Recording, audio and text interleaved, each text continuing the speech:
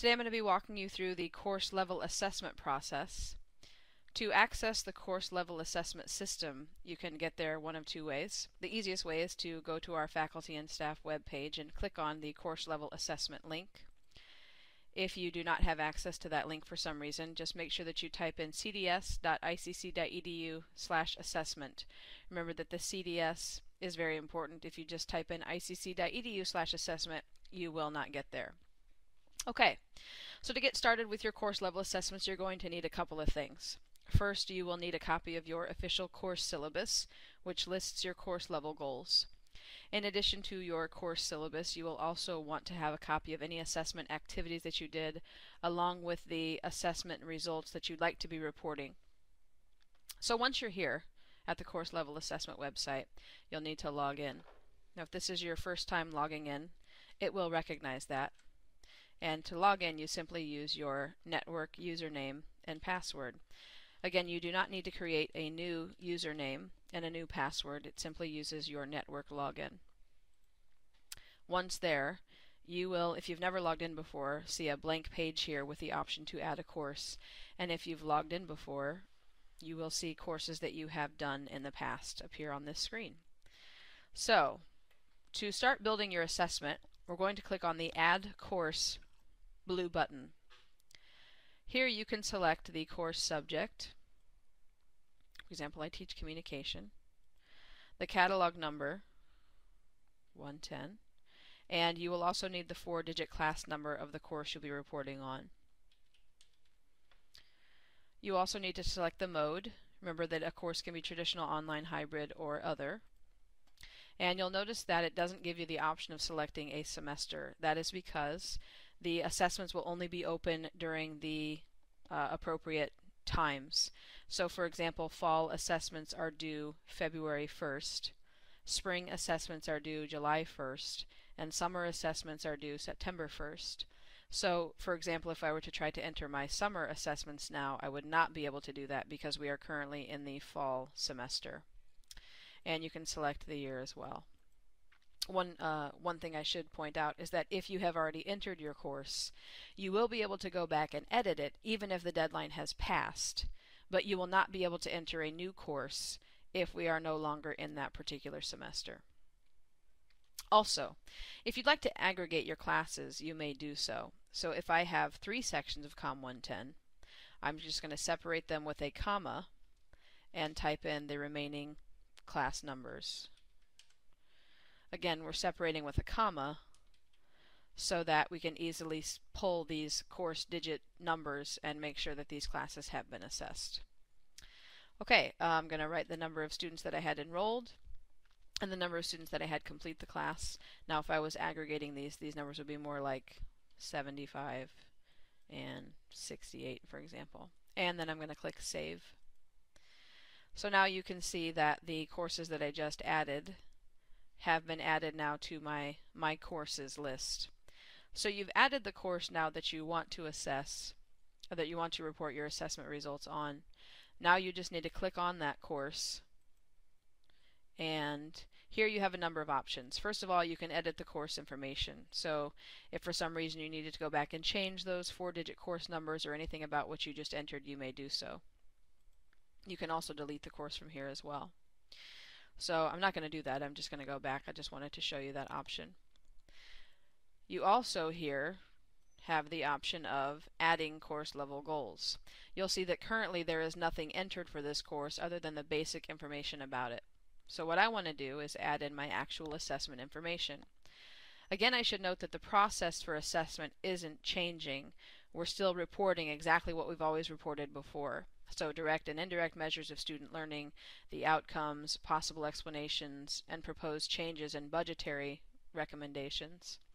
You will note that these are the same columns that appeared on the Microsoft Word grids that we've been using. Some of you may find it helpful to fill out your Microsoft grid before you actually fill it in on the online CDS system here. You certainly don't have to do that, but if you're the kind of person who likes to have that visual, you could certainly print off a copy of the grid or even complete it electronically and then copy and paste it into the CDS system here. So I'm going to go ahead and add course level goals for my Com 110 class. Now here's where I said you're going to want to have a copy of your official course syllabus. So if you don't have that, you can access that at the curriculum website.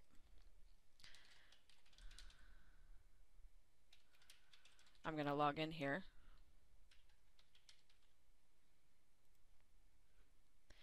And here you can access all of the official course syllabi. So I'm going to go to View and Print any active courses. I'm going to click on the C, and I know that I'm looking for COM 110. Now once I have that, what I find useful is that I can copy and paste my course level goals from the curriculum system back over into my assessment system. So I'm going to choose my second goal here, to increase the level of practical and theoretical knowledge about co-cultural communication and relationships. And I'm just going to go ahead and copy and paste. Now you don't have to do that, you could just type it in if you didn't actually have a copy of the syllabus handy, an electronic copy that is. So now I'm going to save this as my course level goal. Now you will notice that I can edit this. If I click on this button, that will allow me to edit my course level goal. But I'm not going to do that because the goal is what I want it to be. I also have the option of deleting the course level goal as well. So I have the course level goal in the system, and now I'm going to add and delete the measures. I'm going to be filling out these columns here: measures of student learning, the outcome, possible explanations, proposed changes, and any recommendations for planning and budgeting. So to do that, I click on Add and Delete Measures. So I'm going to click on the blue button to add a measure for this course level goal. And this is going to pop up a box where you can enter in your measures of student learning. So in this case, my direct measures of student learning, since this is a culture goal, I have them do a co-cultural speech assignment. And I don't have any indirect measures of student learning. If you would like to know, by the way, the difference between direct and indirect measures, because there's often a lot of confusion about that, there's a really great document on our assessment website that has a whole host of definitions. The outcome, the number meeting the goal out of the number completing the task. So we'll say that 23 of them met the goal and 25 of them actually completed the task. 23 out of 25 is an acceptable number, so I'm not going to put any possible explanation here, although if I wanted to, if the results were unacceptable or disappointing, this is where I would type my explanation. Now if I wanted to propose any changes to my curriculum based upon the findings of my assessment, proposed changes would be typed here. For example, I might want to modify an assignment, teach something differently, try a new activity, something like that.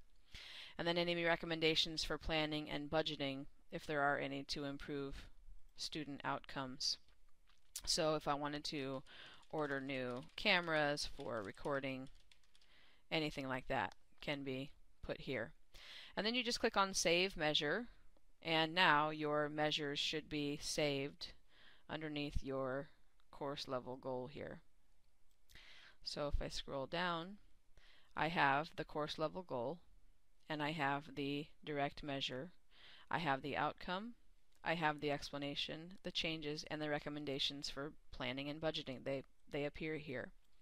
Now, one thing I want to point out is that you cannot edit these measures of student learning once they've been put in. You only have the option right now of deleting them. We are working on getting this changed. We would like to see this so that you can edit your measures, but at this time you can simply add them or delete them. So unless you actually have your assessment results done, you may not want to add in your measures unless you want to delete them later, because you will not be able to change them. You can also have the option of adding additional measures. So if you not only had that activity but had something else, for example a pre and post test, you can put that in as well so that you have multiple measures on the same goal. Number completed, number meeting the goal versus the number who actually completed the task. That would probably be not acceptable. And here I would offer up again an explanation of why I felt the students weren't meeting that goal. Students were not prepared for the test. Proposed changes, possible study guides, any other things you want to put there. And recommendations for planning and budgeting, again, if there are any. In some cases you won't have any, so you can just leave that blank. And then we're going to click on Save Measure. And you again will see that we have our course level goal up here for student learning. And under this course level goal, we had 2 measures of student learning, a speech assignment and a pre and post test. Now once you're done, you can click on Back to COM 110. And this will sort of give you a snapshot of your course here with the course level goal and the measures that we've input. And if you're finished with your course, then there's a button here that says Goals Completed. If I have finished my assessment, I know that I'm done and I'm not going to be adding any more measures. What I'm going to want to do is click on this red button here. You can see that this one is green. This is something that I've done prior. But if I click on this red button, it will take me to my course information page, and there's this box here that says, are the goals completed for this course? If I am done, I'll click yes and submit that, and then you'll notice that that button appears in green. And this is the button that you would like to press if you're finished with your assessment, and that way your completed assessments will appear in the database. Now, if you would like to look at other assessments, perhaps you want to compare your assessments to some similar ones in your department, or you just want to get some ideas about what a good assessment would look like. You also have the option on this new system of searching for previous completed assessments. So here you'll be able to view completed assessments from all courses. So I have chosen here spring of 2012, which was the first semester that we rolled this out to our assessment committee. And I'm going to search by subject. So I'll search for English. I know they've had a number of assessments posted. And if I search, you'll see that I can bring up all of the assessments that the English faculty did last semester. And that'll all appear in this box here. So you can click on any one of these and it will take you to that particular assessment. So here we have course level goals for English 105, and you can see that this person aggregated 2 of their own classes. They've got the course level goal, indirect measures, direct measures, outcomes, explanations, proposed changes, etc. This should make assessment much, much easier for us, as we're now able to access any of the assessments that have been done. So we can use that to help learn about our own assessment processes or see what other people in the college are doing. And again, all you have to do is click on the subject area and search, and it'll even bring up ones that didn't meet English 110 exactly. So you can click on any of these and see what kind of assessments other people are doing in their classes. So this concludes our tutorial on how to complete your course level assessments. Your information will be saved here so that when you log back in, you'll be able to click on your courses and see all of that information.